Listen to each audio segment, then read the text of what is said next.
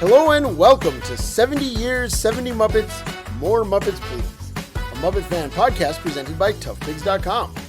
This is the podcast where we celebrate the Muppets' 70th anniversary with a series of spotlights on our favorite Muppet characters, from fan favorites to the most obscure. I am this week's host, Anthony Strand, and the Muppets of the Week are the entire cast of Salmon Friends, performed primarily by Jim Henson, Jane Nebel Henson, and Bob Payne, designed mostly by Jim Henson with Jane Nebel Henson, making their world debut in 1955 and the years following. The show aired from 1955 to 1961. I am joined today by Miles Strand, maybe the biggest Salmon Friends fan I know. Say hi, Miles. Hi there. So, Miles, I wanted you to come on this with me because you've always found the Salmon Friends characters really fascinating. Yeah? Is that true? Yeah. Do you know why? Because they all look crazy and they all have crazy names. They all have crazy names. That's true. So I want to talk about each one. We're just kind of go down the list and talk about each one. Sound good? Okay. And I want to start with probably the one that you and me talk about the most. Icky Gunk. Yeah. Why is his name Icky Gunk? I don't know. Okay, so how about this, Miles? How about you describe what they look like? What does Icky Gunk look like? Well, Icky Gunk looks like a snake, but he's like brown with white stripes, and he has pretty much it, really. That is pretty much it. Yeah, so like, why is he called Icky Gunk? Because he just looks like a snake, right? Yeah. So how did his name end up being Icky Gunk? Because I think maybe it's because his head is like brown and it's like Icky Gunk colored. His head is the color of Icky Gunk. I certainly cannot argue with that. The next one is Yorick, and we actually do know why Yorick's called that. He's a skull, and there's a skull named Yorick in the Shakespeare play Hamlet. He picks up the skull of his friend Yorick and does a long speech to him. Yes. Alas, poor Yorick, I knew him, Horatio, and all that. But what does Yorick look like? He looks like some purple guy with a big old nose. Mm-hmm. Do you know what he does? Do you know what his part is in the sketches? I have no idea. He mostly eats things. Okay. He's like kind of the original Muppet who eats things. So we were talking about the Salmon Friends characters kind of being the basis for later Muppets, right? Yeah. So who does that remind you of? Cookie Monster. Yeah, Cookie Monster, right? But they invented Cookie Monster for a commercial. They did, that's true. He had teeth then. He did, that's true. He looks weird. He was called the Wheel Stealer because those crackers were called wheels. That's weird. No, it's wheeled. All right. So Yorick, next one. Actually, let's do this. Icky Gunk, do you like him? Yes. Yorick, do you like him? Yes. All right. So actually, let's go now to one we maybe should have started with, Kermit. Yeah. The original Kermit. He is not a frog. He's not a frog. Pretty famously, right? So what's the differences? What is not froggish about him? Well, he doesn't have a collar, he doesn't have flippers, and he's not frog-colored green. He's like kind of a greenish gray, right? Yeah. But what about his eyes? His eyes look about the same. Yeah, that's how you know he's Kermit, right? That's how you can tell for sure that he's Kermit. Yeah. So, Kermit, do you like him? Yes. Salmon Friends version of Kermit. Yes. Would you like him better with flippers and a collar or without, like on Salmon Friends? I like him better when he's a frog. Sure, we all do. Jim Henson did too, right? Uh-huh. So the next one we're going to talk about is, there's two of them. There's only one in this picture in Jim Henson The Works, but we're going to talk about Hank and Frank. What do you think about those two? Good. What do they look like? They look like two little guys. Just two little guys? Two little guys. And what shape is their head? An egg. Egg shape? All right, so then let's move on now to Omar. What does Omar look like? Omar kind of looks like, I don't know. But his hair looks like a bunch of tape. His hair looks like a pile of Scotch tape? Yeah. Yeah, I can see that. He's kind of looks like an ape or a monkey or something, kind of. Yeah. He has that big, like, solid mouth. Yeah. I feel like that would not be that much fun to puppeteer. Like, I feel like you'd be clacking around all the time. Yeah. Fun thing about Omar, he was actually the first live hand puppet. You know how some Muppets have like a real human hand inside their hands? Yeah. Like Ernie or Cookie Monster or whatever? Yeah. He was the first one of those. Wow. Yeah. That's cool. Yeah. Now let's move on to, well, what do you think about Henrietta, who's kind of like the little girl? I think she has Also- a beak. Has a beak? She looks like she has a beak. Oh yeah, she does. She is a beaked one. There's also Bernice, who's a regular little girl. She kind of looks like the original Kermit. Bernice does kind of look like the original Kermit with a wig on, right? Uh-huh. Yeah. And with different eyes. Yeah, she doesn't have Kermit eyes at all. But do you know some of the other later little girl Muppets? Can you name like some of the little girls from Sesame Street? Yeah, but I forgot her name. That's okay. Yeah, I forgot. Like Prairie Dawn or Yeah, Betty Prairie Dawn. Lou. Yeah. She kind of looks like one of those, right? Yeah. A little bit like an early version of that. Yeah. All right. Now let's move back on to some of the big guns. What about Professor Madcliffe? What does he look like? I think he looks like some sort of rice grain with a mustache. A grain of rice with a mustache. Yeah. Yeah. And arms. He does. What I love about Professor Madcliffe is just how crazy his like mustache hair is. Yeah. Like it like goes all the way around his head. And he's a grain of rice. Yep. And what about his eyes? His eyes are pretty great too, and They're just like big giant dinner plate eyes. yeah. Yeah, I love him. Let's see. Next one is Harry the Hipster. What do you think about him? He kind of looks like a snake too. He does kind of look like a snake with arms, right? Yeah. Icky Gunk does not have. Does Icky Gunk have arms? Yeah, he does. Yes. Yeah. Harry is just kind of like a sock puppet. And remind me, have you seen the visual thinking sketch with Kermit and Harry? No. All right, we'll watch that one. Okay. All right.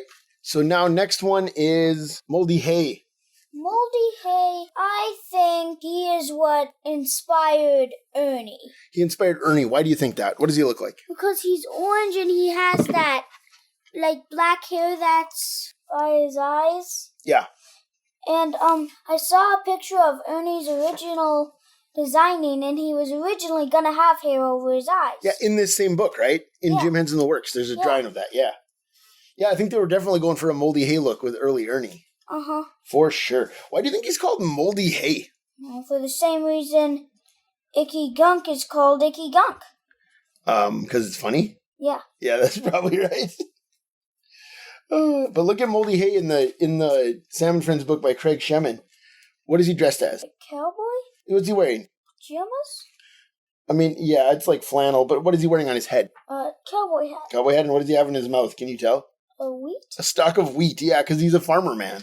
So maybe that's why he's Moldy Hay, because he chews on wheat. Yeah. It gets moldy. Next one is your buddy and mine, Mushmelon. I think Mushmelon is what it inspired Grouches. And why do you think that? What does he look like? Well, he has that giant mouth and he's just a furry creature with a giant mouth. Yeah, much like a grouch. He does have a real grouchy look. That's true. Oh, how do you like Mushmelon? I think I like him a lot. I like him a lot too. And then last one, finally, the title character, the one with all these friends, Sam. What do you think about Sam? I think that it's weird because if you look closely, his neck is actually soft, but his head and his ears and his jaws and stuff they're hard.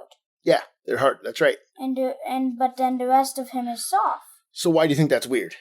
Because it just looks weird up close. So do you like Sam? Yeah. Yeah, you still do like him, even though he looks weird? Uh-huh. Yeah.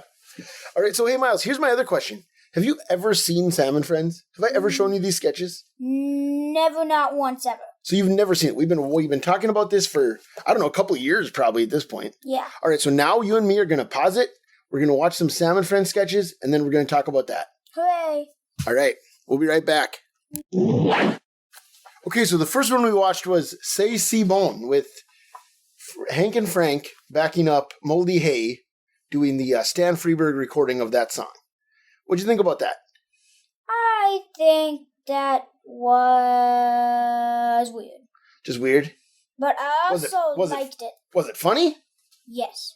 It's kind of funny, yeah. I liked it when Kermit pops out of nowhere and plays a kazoo. Yeah, that was good. I did like that.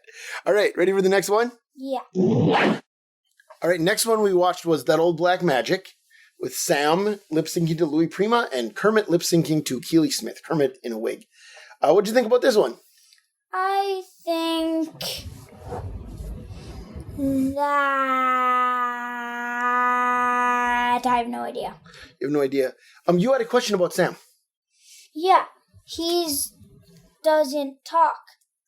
Right, but in this, what did he do? He sung? Yeah, but it's. Did you recognize the voice that Sam was lip-syncing to? Not at all. Okay, it's Louis Prima who sings, he's King Louis in The Jungle Book, and he sings Pennies from Heaven on the Elf soundtrack. I did not recognize him. Oh, okay. All right. All right, next one was Powder Burn, the Gunsmoke parody. You wanted to watch this one when you saw there was a Western. Uh-huh. Why? Well, because it just sounded funny. Was it funny? Yeah. Did you like it? Uh-huh. It's a lot of really silly puns, right? Yeah. Hey, can you tell our listeners why you know what Gunsmoke is? Well, because my grandpa watches that. My dad? Yeah. Yeah, he loves Gunsmoke, doesn't he? Uh-huh. It's one of his favorite shows. Anyways, you want to watch the next one? Yeah. Next one was I've Got You Under My Skin, with Kermit lip-singing the Stan Freberg record, and then Hank, Frank, and who else singing backup? Icky Gunk! And how was Icky Gunk dressed? In a wig? In a wig, yep. So, what did you like this one?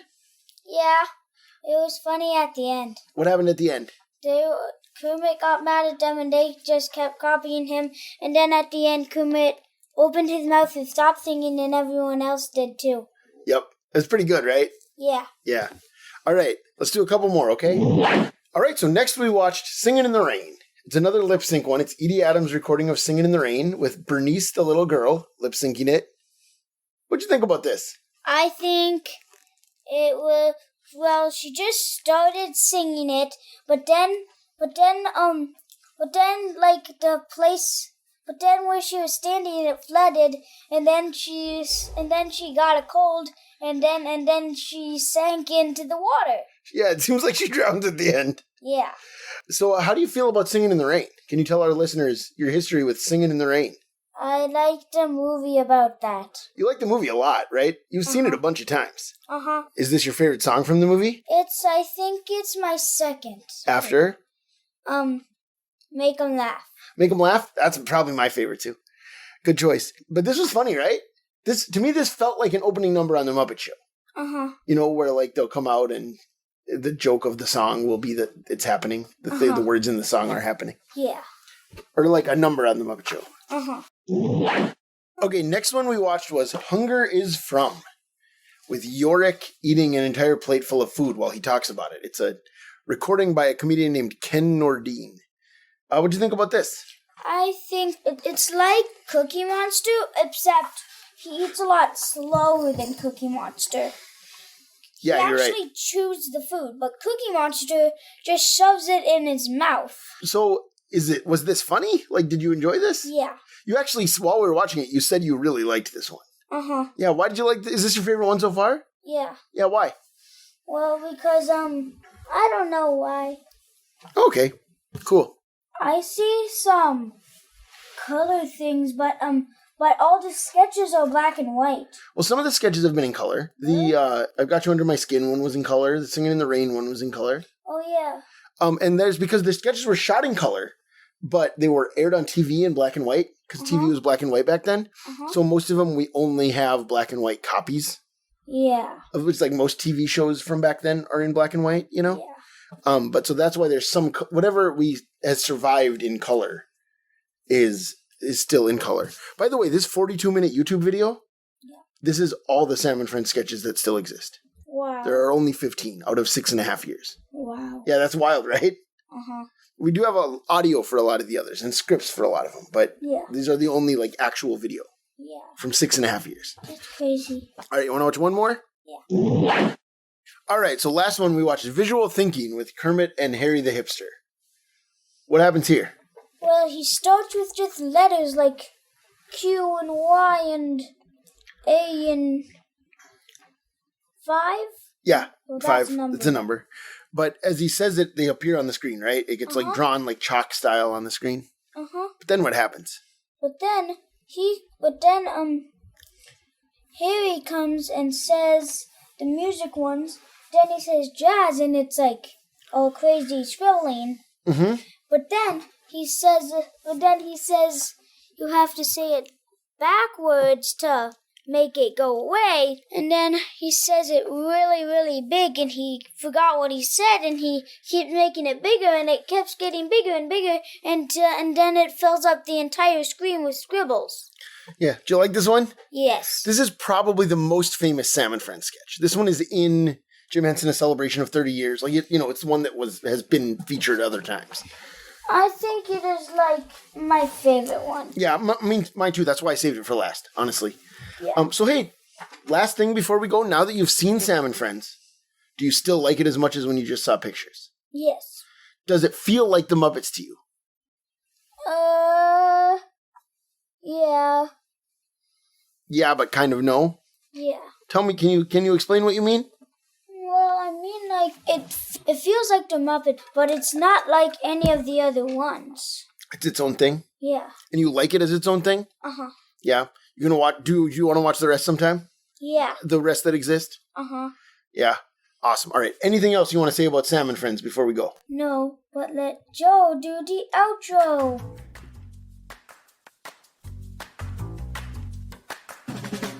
"70 Years, 70 Muppets, More Muppets Please" is a Muppet fan podcast presented by ToughPigs.com. Hosted by a myriad of people and edited by them as well. Produced by Joe Hennis. The Muppets 70 logo is used with permission by the Muppet Studio, with thanks to Danny Iglesias, Frank Reifschneider, and Lee Slaughter. Don't forget to follow ToughPigs.com on all social media platforms, and you can support us by heading to patreon.com/toughpigs or by buying merchandise at tpublic.com/toughpigs.